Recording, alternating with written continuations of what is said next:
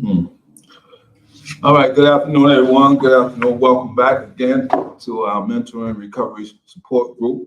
And it's always good to bring some informative information dealing with recovery, dealing with reentry, whether you're coming from residential treatment or from incarceration.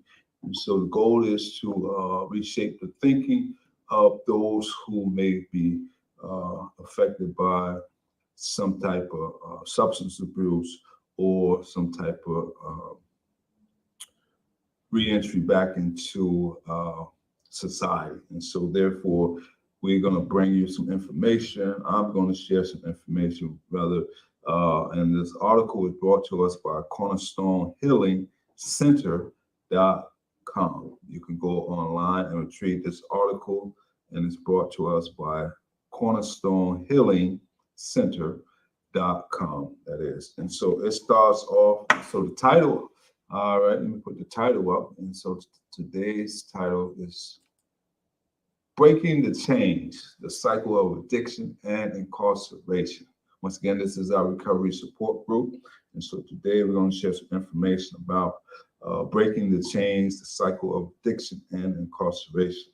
It starts off by saying, did you know that according to the National Institute on Drug Abuse, NIDA, a staggering 85% of incarcerated individuals in the United States have a substance use disorder or were in prison for a drug-related crime. Okay. Shockingly, according to a recent report, only 11% of inmates with addiction and substance abuse issues receive treatment during their time in prison. All right. And so there's a high number of incarcerated people, and then there is a low rate of people who actually receive some type of substance abuse treatment while they're incarcerated. The connection between addiction and incarceration is a complex and intertwined cycle affecting individuals and sobriety and society. Excuse me. This article explores the intricate relationship between substance abuse and imprisonment, shedding light on the factors perpetuating this vicious cycle. Right? We will dive into the emotional toll on incarcerated individuals and the broader societal consequences, emphasizing the pressing need for transformative change in our addiction and criminal justice approach. Right? So, one of today's topic we're gonna discuss, and that is understanding substance abuse and addiction. All right. And so this article says substance abuse is the harmful or excessive use of drugs or alcohol negatively impacting an individual physical, mental, or social well-being. It involves the misuse of substances, often in a manner that deviates from approved medical or social norms. On the other hand, addiction is a chronic and compulsive disorder characterized by an individual's inability to control their consumption of a particular substance despite knowing its adverse effects. It goes beyond mere abuse and involves physical and psychological dependence, leading to an intense craving for the substance, tolerance, withdrawal symptoms upon cessation, and a strong focus on obtaining and using the substance despite the resulting personal, social, and professional problems. All right, and so that gives us some understanding about substance abuse and addiction. The article goes a little further and talks about the commonly abused substance and statistic. And so it has alcohol, it talks about tobacco, nicotine, then it goes on to marijuana, prescription opioids, cocaine, methamphetamine. And then it goes into how it is used and the statistic of that, right? And so we're not going to go in verbatim of how drugs are used and the statistics of that, but we will give some alarming statistics, and I want to share that, and so that we can gauge of how harmful drugs are within our community.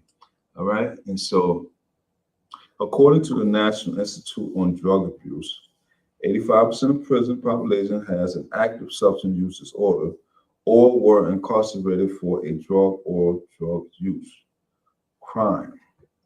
Data collected through 2007 through 8 and 9 shows that two-thirds, 63% of sentences jail inmates met the criteria for drug dependence or abuse, right?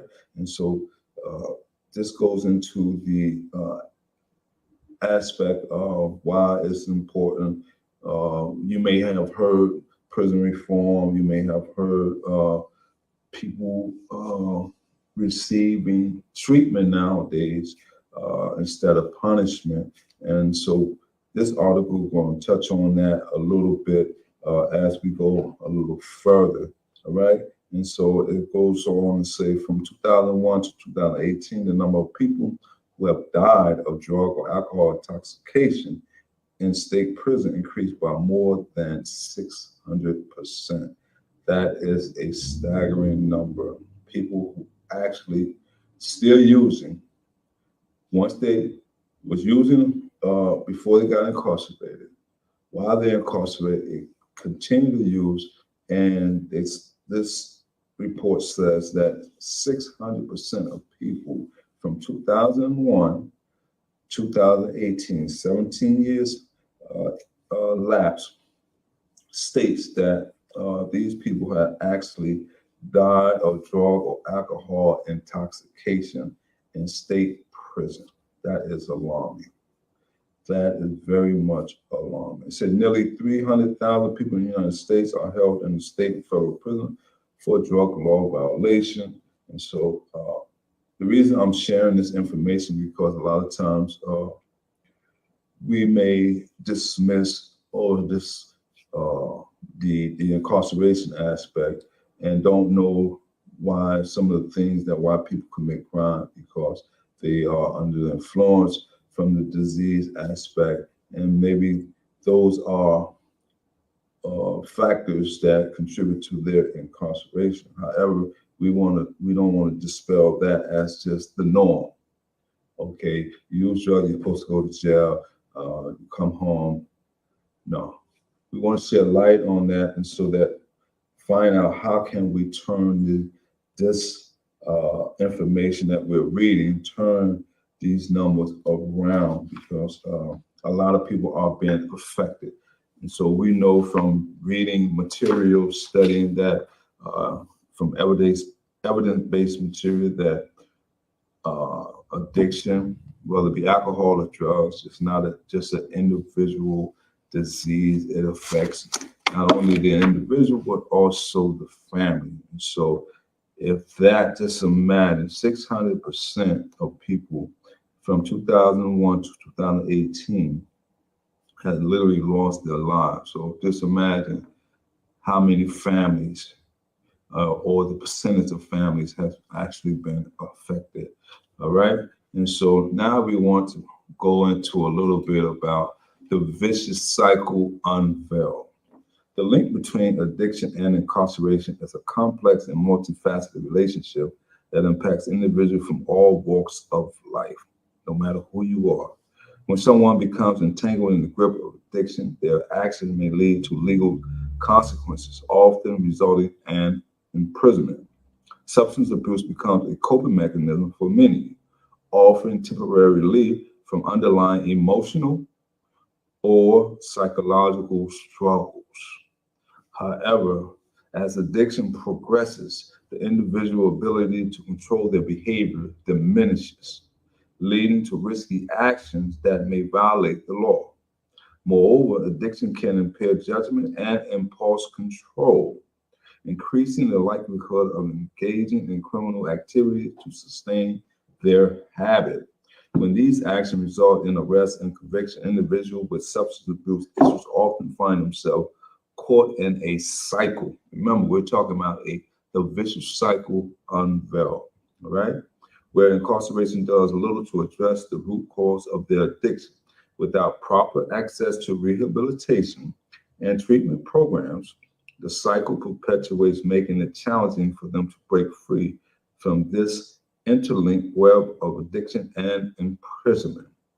Consequently, in addressing this issue requires a comprehensive approach that combines support, understanding, and rehabilitative measures to give individuals a chance at recovery and successful integration into society. And so this needs to be addressed from a multifaceted approach. And so not just one or two entities, but many entities need to be considered when we're talking about people on drugs, people addicted to drugs, people mental state that's not well, people decision making that's not well. And so we need professional people to address these issues beyond incarceration and while they are incarcerated. So that is a key factor as well. And so let's look at what the article want us to know about factors contributing to the cycle. So it says factors contributing to addiction among incarcerated individuals are numerous and complex. Let me read that again. It says factors contributing to addiction among incarcerated individuals are numerous and complex. Firstly, many inmates already struggle with pre-existing substance abuse issues before entering the criminal justice system. Substance abuse might have played a significant role in their involvement in criminal activities, leading to their arrest and subsequent incarceration. Secondly, within the prison environment, access to treatment and rehabilitation for substance abuse is often limited or inadequate. And so now you have someone who's having an addiction, commit a crime, goes to jail, and so they're spending their time not receiving the appropriate help, or they're not willing to attend the program that's being offered. Because I am someone from both backgrounds, from addiction and incarceration, and a lot of times there are, I know when I first went into the prison system, there was a limited access to rehabilitation, reform groups, programs, things of that nature. It wasn't until the latter part where they start to give an enhanced treatment through the therapeutic community, peer therapeutic community programs. But I don't know how it's ran, but when I was there, they was giving us an in debt where if you sign up for the program, you have to be there longer than 1 year. And so that for me was a great outcome because I began to learn more about my addiction and how to respond when certain factors appear in my life. So yes, but this article gives us a clear understanding that there may be people who are not receiving the adequate help, or they may be refusing the help that's being offered. So now there is another dilemma. So this article goes on to say, this lack of support can hinder an individual's effort to overcome their addiction and address the underlying issues driving their behavior. Additionally, social, economic, and environmental factors are crucial in shaping addiction patterns among incarcerated individuals. Poverty, unemployment, lack of education, and exposure to crime-ridden neighborhoods contribute to a higher risk of substance abuse and subsequent entanglement with the criminal justice system.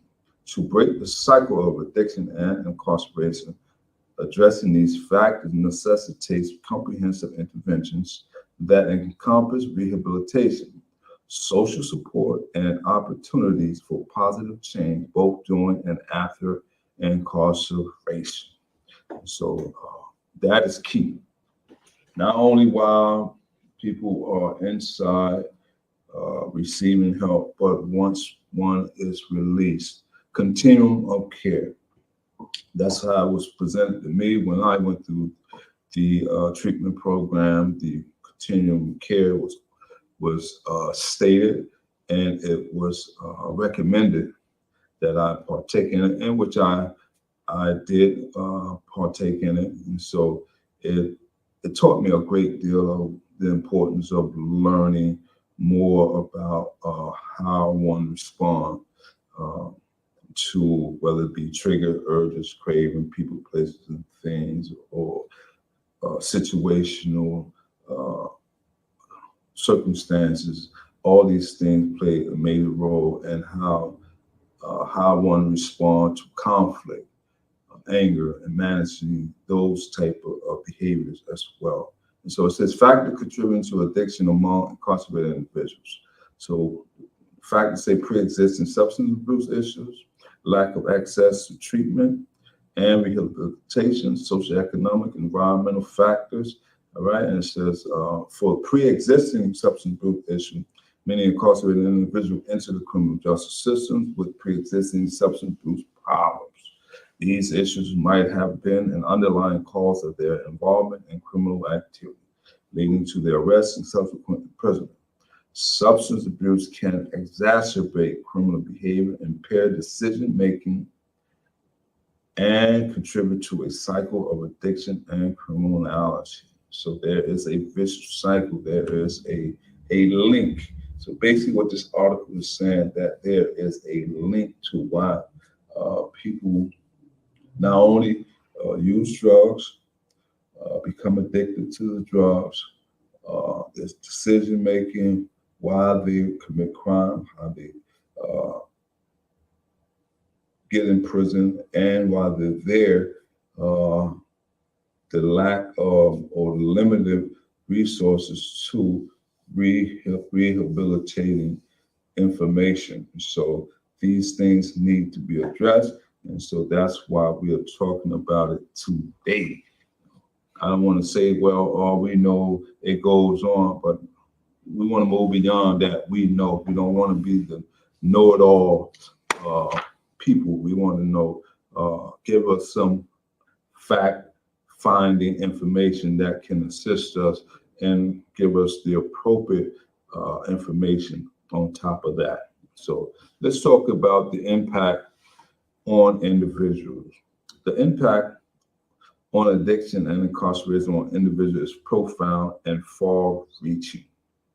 Those grappling with substance abuse often face emotional and psychological tolls, experiencing mental health struggles and trauma.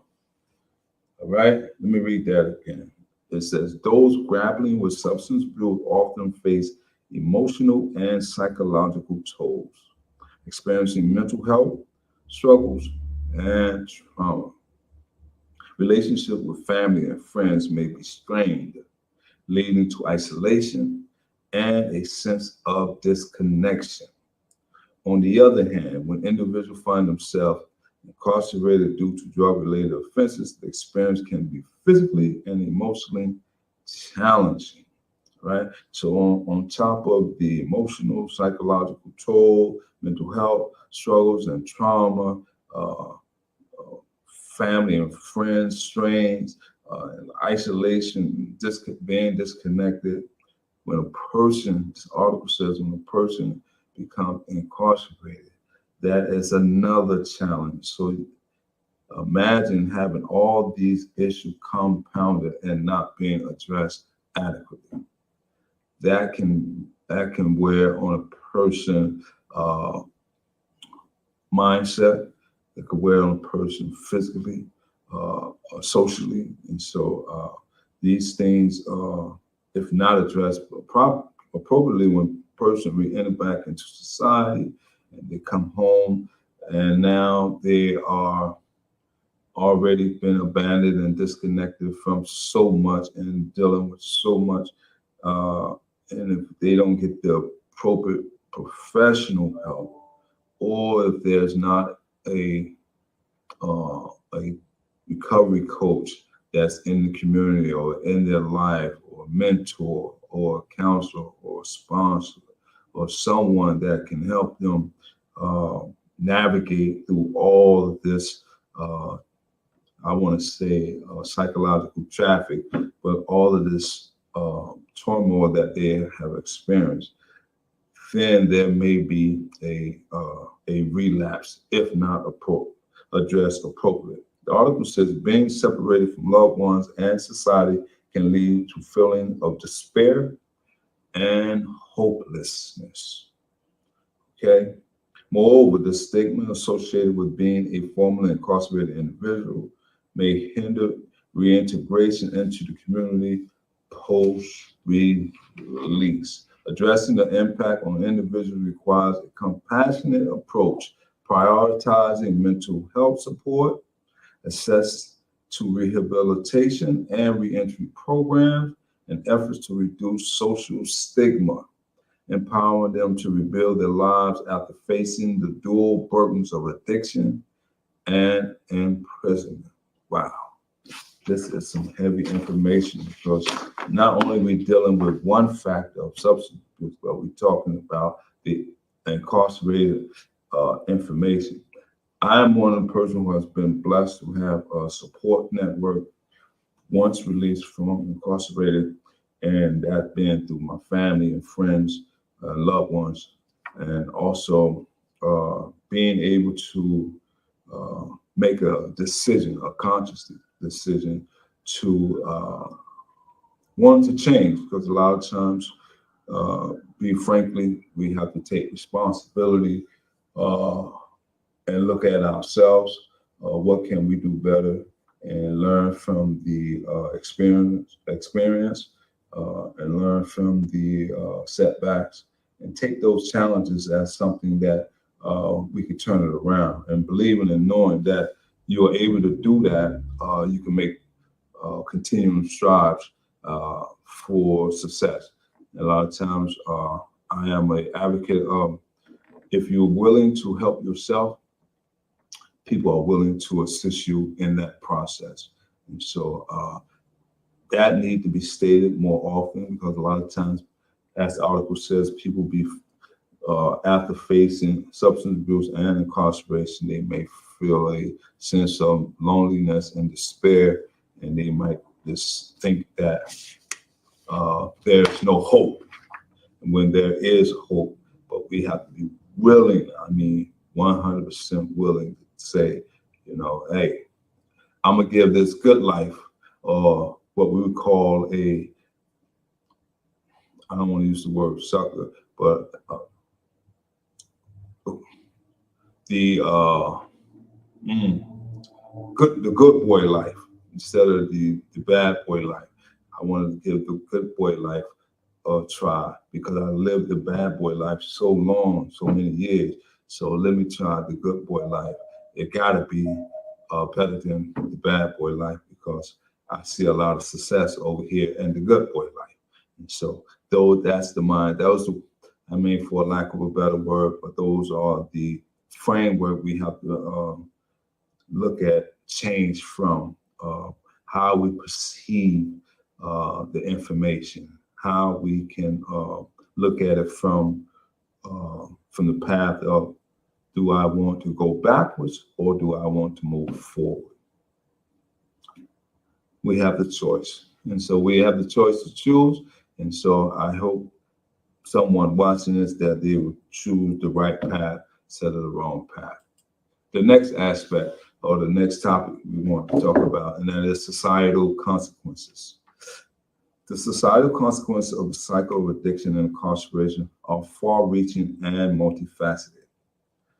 At a broader level, the prevalence of substance abuse and drug-related offenses contribute to the burden of overcrowded prisons, straining resources, and perpetuating a costly cycle of incarceration.